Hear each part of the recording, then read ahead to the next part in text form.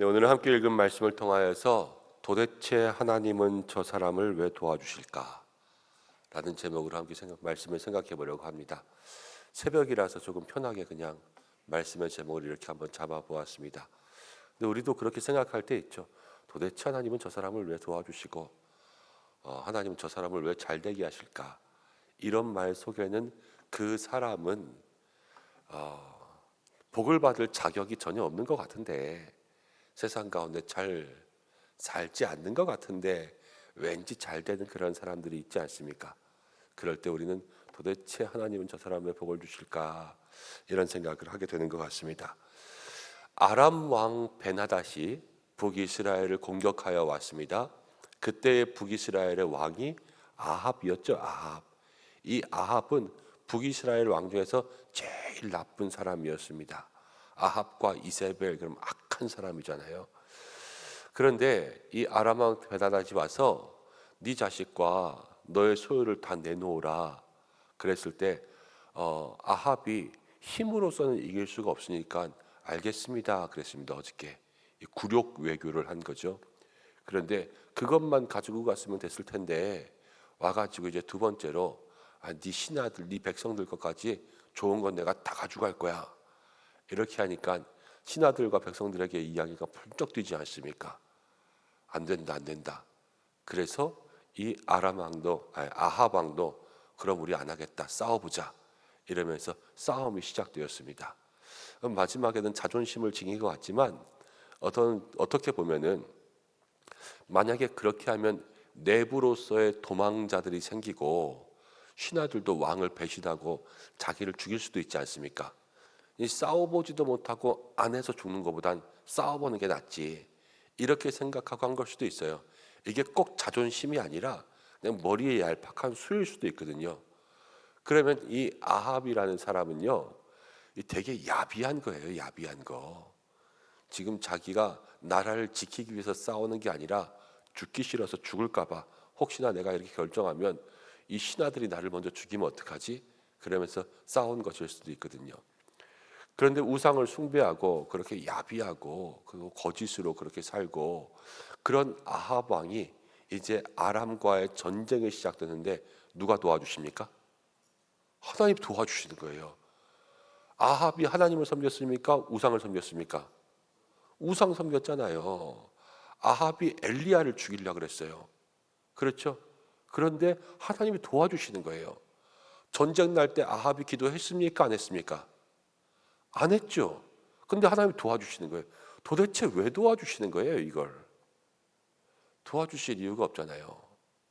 북이스라엘이 하나님의 백성이니까 하나님 끝까지 책임지신다? 그럼 심판하실 때는 또 어떻게 설명합니까? 앞뒤가 잘 안 맞는 성경 구절이 여기에 나오거든요. 제 친구 중에 중고등학교 지나면서 와 진짜 반백수 같은 친구가 있었어요. 이 한량 중에 그런 한량이 없어요. 이런 남자 대 남자로서 볼 때는 저거 어떻게 살아갈까 이럴 정도의 그런 사람이에요. 그런데 이 방송을 보진 않겠죠. 그런데 한동안 안 만나다가 이제 만나게 되었는데 결혼을 했다는 거예요. 근데 결혼을 했는데 정말 괜찮은 아내를 만났어요. 뭐 외모부터 직업부터 그 친구는 변변치 않은 직업을 가져서 일을 하다 말다 그랬는데 그 당시에 아내는 좋은 은행에 높은 직급을 가진 그러한 사람이었고 너무 예뻤어요. 너무 예쁘고 뭐 키도 크고 그런데 마음씨까지 좋아요. 되게 착해요. 친구들끼리 이렇게 만나면 도대체 너는 전생에 나라를 구했냐? 목사가 그때는 목사가 아니었으니까 이런 말 할 수도 있었겠죠. 그런데 이 친구가 그렇게 살면 그런 아내가 자기를 좋아해 준 것에 대한 고마움이 있어야 되잖아요. 근데 이런 고마움이 없이 나는 이런 여인들도 만날 수 있다 그러면서 코가 이렇게 높아져 가지고 뭐 어디를 가든 이 젊었을 때에 이렇게 여자 밝히고 이 한량들이니까 그런 사람들 있잖아요. 여자 밝히고 노는 거 좋아하고 계속 그렇게 하는 거예요. 그러니까 이 가정이 젊었을 때부터 좋을 리가 있겠습니까? 좋을 리가 없죠. 결국에는 안 좋은 결말을 맞이하게 되었어요. 처음부터 이렇게 괜찮은 자매가 나를 좋아해주고 결혼을 했으니까 열심히 아내를 위해서 충성봉사하며 살아야지, 이랬으면 얼마나 알콩달콩 잘 살았겠습니까? 그런데 그렇지가 않은 거죠. 여러분, 우리의 삶에는요, 때론 하나님이 이해할 수 없는 복을 주실 때가 있습니다. 그런데 자격 없는 사람이 있어요. 하나님은 이 사람에게 복을 주실까요? 안 주실까요? 안 주십니까? 주십니까? 새벽부터 지금 어려운 거 물어봐가지고, 자, 자격 없는 사람이 있어요. 하나님은 이 사람한테 구원을 주십니까? 안 주십니까?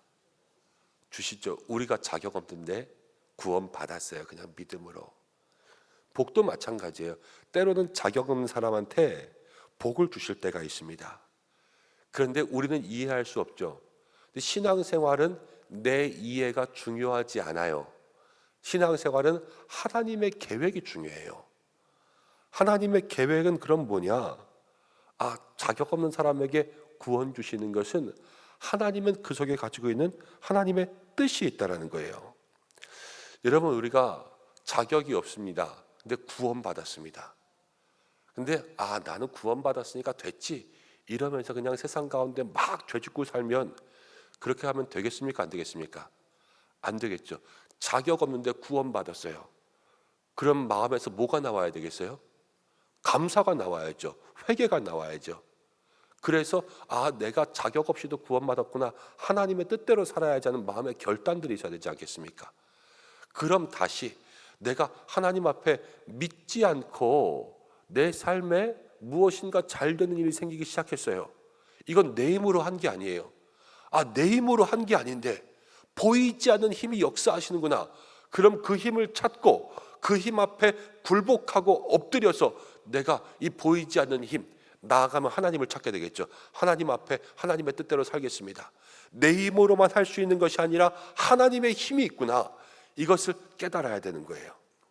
그런데 내가 실력은 없어도 세상 가운데 이만큼 잘 살 수 있구나, 기고만장해서 살다 보면 넘어지고 쓰러질 수밖에 없게 되겠죠. 사람이 이걸 깨달아야지 사는 거예요. 깨달아야지. 그래서 때로는 내가 기도하지 않고 좋은 것들이 생길 때가 있습니다. 내가 노력한 것보다 더 많은 것들을 거둘 때가 있습니다. 그리고 때로는 내 인생이 날라리 같이 살아도 거기서 받는 축복이 있을 때가 있습니다. 그러면은 깨달아야 되는 거예요. 여러분, 성도의 삶에는 깨달음이 찾아오는데요, 첫 번째는 징계를 통해서 깨달음이 찾아옵니다. 우리의 삶에 고난이 오면 고난이 신호예요. 그러면서 내가 뭘 잘못했구나, 이런 고난을 통해서 깨달음을 얻을 수 있어요. 두 번째는요, 축복을 통해서도 깨달음을 얻어야 돼요. 내게 이유 없이 잘 되는 게 있어요. 그러면 그것을 통해서도 내 삶에 깨달음이 있는 거예요. 내가 하나님을 더 잘 믿어야 되겠구나. 그런 깨달음을 통해서 하나님께 나아가야지. 그렇지 않으면 그 인생은 결국에는 잘 되다 마지막에 쫑나는 거예요. 이 아합이 지금 그렇습니다. 아합이 인생을 정말로 하나님 앞에 죄악된 삶을 살았잖아요. 우상 숭배하고. 그런데 하나님께서 지금 북이스라엘을 도와주고 계세요. 도와줄 이유가 하나도 없는데, 이 도와주는 것은 기회예요. 기회. 이건 복이 아니라 기회예요. 어떤 기회냐? 하나님이 그래도 지금도 우리를 지키시는구나, 그것을 깨닫고, 지금 7,000명 대 232명으로 싸웠어요. 그런데 그것을 이기게 해주신단 말이에요. 이건 누가? 이스라엘이 섬겼던 하나님이 그들과 함께 하시고, 지금 누가 와서 이길 거라고 얘기했어요? 선지자가 왔잖아요. 하나님의 사람이 왔잖아요. 그럼 여기서 깨달음을 얻어야죠. 나가서 싸웠으면 하나님 이 자격 없는 왕도 살려주시는구나, 한 번 더 기회 주셨구나. 그럼 엎드려서 눈물을 흘리며 고맙습니다, 감사합니다, 내가 우상 다 척결하고 주님 앞에 나가서 온전한 이스라엘 만들겠습니다, 왕이 이래야 되는 거 아닙니까? 그런데 아합 왕은 그렇게 하지 않아요. 축복을 통한 깨달음을 못 누리고 그냥 좋은 일 생겼으니까 그거 꿀꺽하고 마는 거죠. 하나님은 이런 사람을 끝까지 도와주시지 않습니다. 아합은요 비참하게 망해요. 하나님의 도움을 받았는데도. 이것이 축복을 통해서 깨달음을 얻지 못하는 사람의 결말이라는 거죠. 우리 다시 말씀의 제목으로 들어가면, 하나님은 도대체 저 인간을 왜 도와주실까? 하나님은 모든 사람들이 구원받기를 원하시고 어떻게 해서든 깨달음을 얻게 되기를 원하시지 않습니까?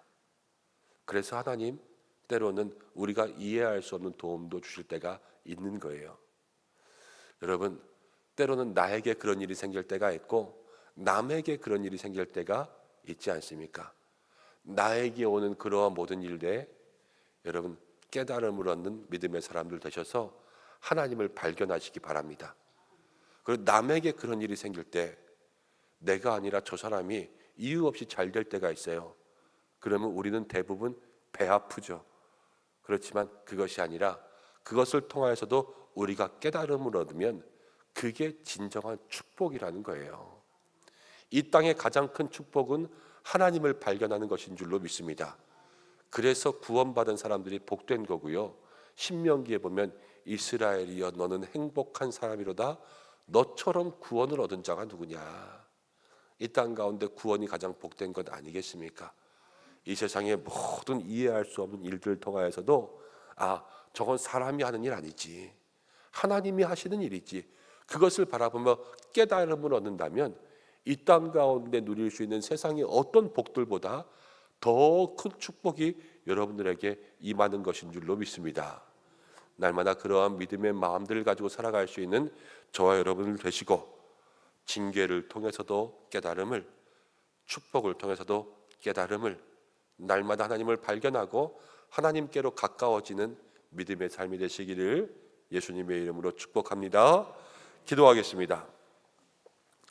고마우신 아버지 하나님, 은혜와 사랑을 감사합니다. 오늘도 저희들 주님 앞에 나왔습니다. 함께 말씀 붙들고 기도합니다. 하나님의 뜻대로 살게 인도하여 주시옵소서. 하나님, 우리에게 또 징계를 통해서도 깨달음 주시고 축복을 통하여서도 깨달음 주신다 하였는데, 아합의 삶같이 하나님께서 기회를 주셨음에도 불구하고 깨닫지 못하는 삶이 아니라 작은 일에도 민감하여 하나님을 발견할 수 있는 믿음의 삶이 되게 하여 주시고, 하나님, 정직하게 일한 만큼 거두면 그것이 복이라 하였는데, 하나님, 때로는 우리가 정직하게 일한 것보다 더 많이 들어와야 복인 것 같고, 내가 조금 노력하고도 더 잘 되면 그게 축복인 것 같이 생각할 때가 있습니다.